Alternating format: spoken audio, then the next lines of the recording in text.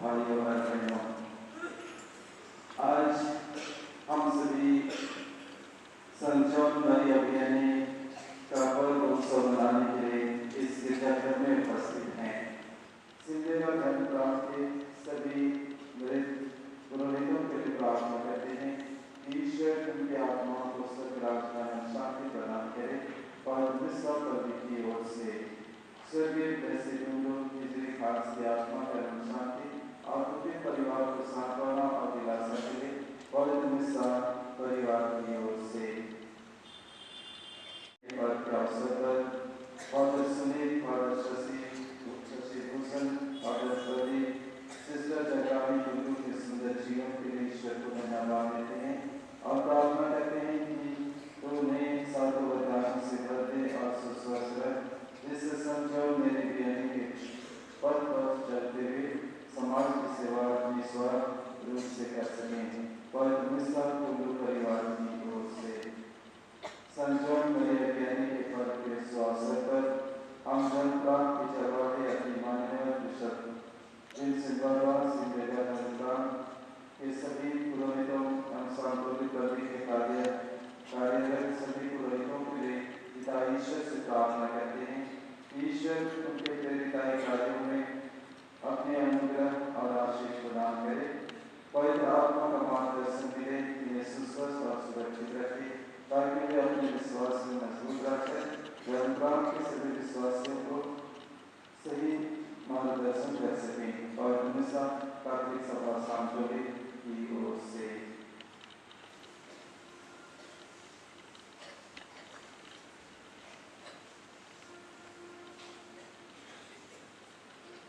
पिता और पुत्र और पवित्र आत्मा के नाम पर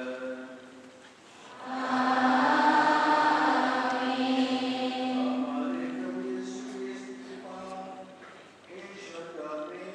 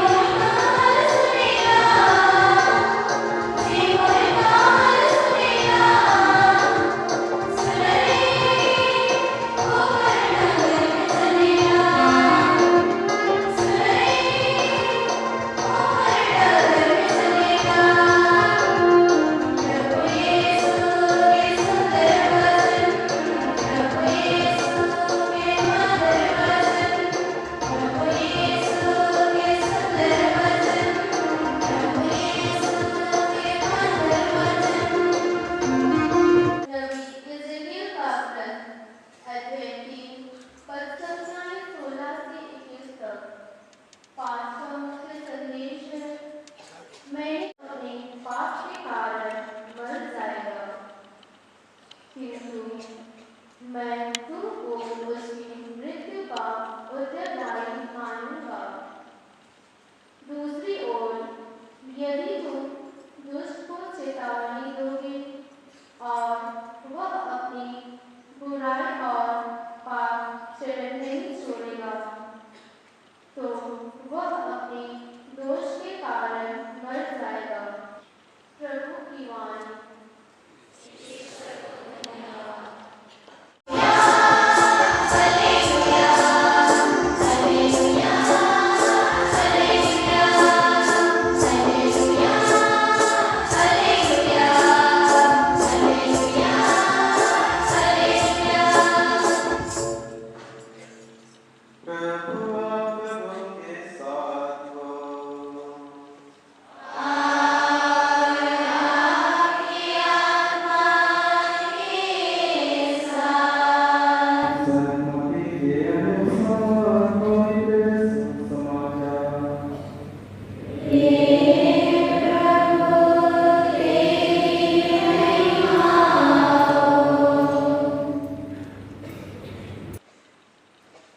लोगों को देखकर यीशु को उन पर तरस आया।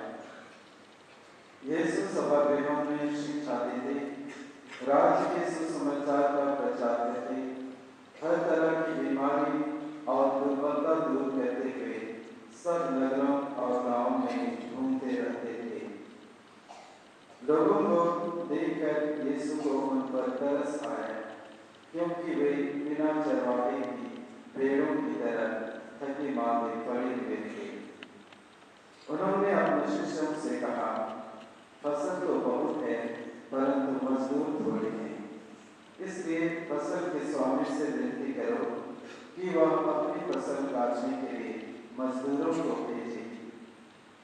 यीशु ने अपने 12 शिष्यों को अपने पास बुलाकर उन्हें अशुद्ध आत्माओं पर अधिकार दिया और अशुद्ध आत्माओं को निकालने तथा हर तरह की बीमारी और दुर्बलता दूर करने की शक्ति प्रदान की। प्रभु का सुसमाचार।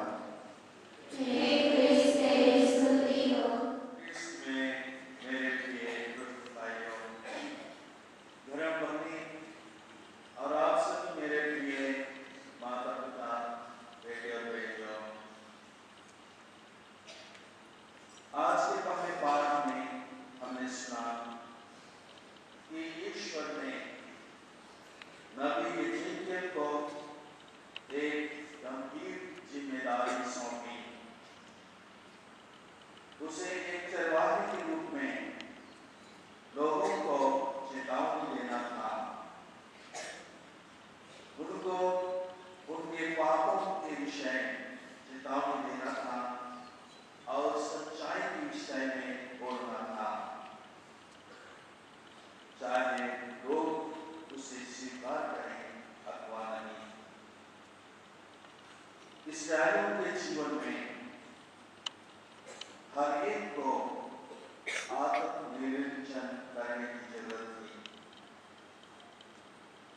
हर एक को एक दूसरे के प्रति जिम्मेवार बनने की शिक्षा उन्हें दी गई थी, ताकि हर एक जन प्रभु के सामने निर्दोष पाए जाए। लेकिन मानवीय स्वभाव से बार-बार वे प्रभु से उनकी आज्ञाओं के विरुद्ध कार्य करते रहे, जीवन यापन करते रहे। इसीलिए बार-बार नबियों को उनके बीच में प्रभु ने भेजा कि वे उनकी देख-रेख करें, एक चरवाहे जैसे उनको वे प्रभु के मार्ग पर सीधे ले चलें। सुसमाचार में हमें यीशु के उस करुणामय हृदय की झलक देता है, जो हर पीड़ित, थके हुए और दिशाहीन व्यक्ति को प्रवृत्त कर देता है।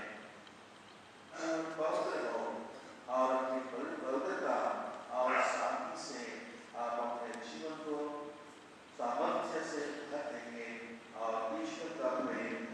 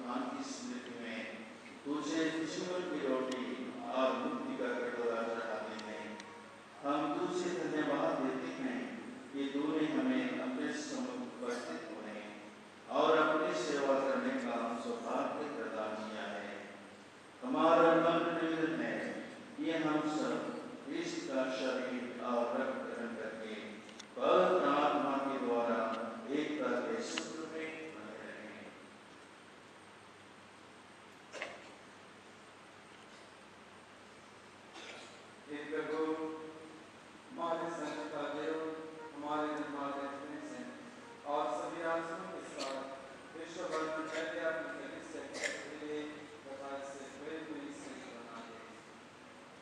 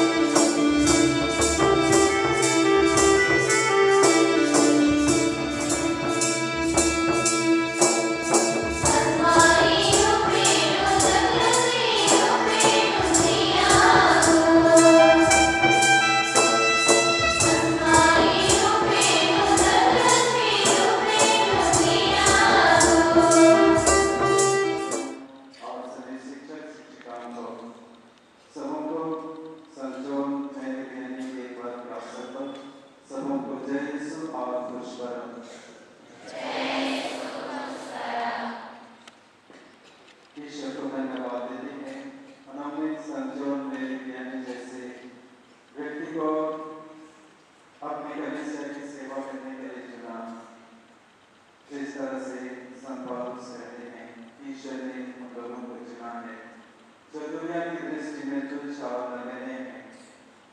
जॉन मेरी वियनी जो फ्रांसीसी क्रांति के समय में जन्मे थे, उनको पढ़ने लिखने और अन्य सुविधाएं प्राप्त नहीं हुई और वह बहुत कमजोर थे पढ़ने में और अन्य क्षेत्रों में भी।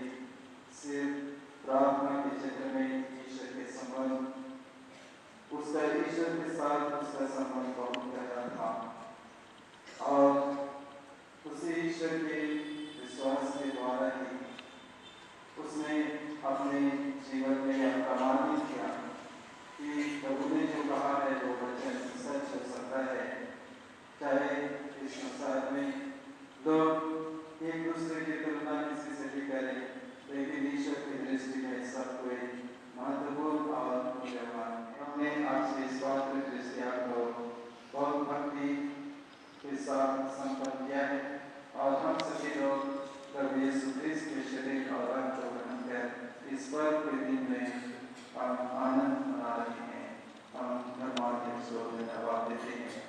हमारे सभी पुरोहित भाइयों को जो आज इस बलिदान में उपस्थित होकर के प्रार्थना किए, उन्हें भी बहुत बहुत धन्यवाद। सभी धर्म बहनों को, आप सभी माता पिता भाई बहनों को आज हमारे लिए प्रार्थना करने के लिए आप यहाँ एकत्र हुए और आप सबने हमारे लिए प्रार्थना की है, पुरोहिताई के लिए प्रार्थना की है, संपूर्ण कलीसिया के लिए आप सबों को बहुत बहुत धन्यवाद। मैं हमारे गायक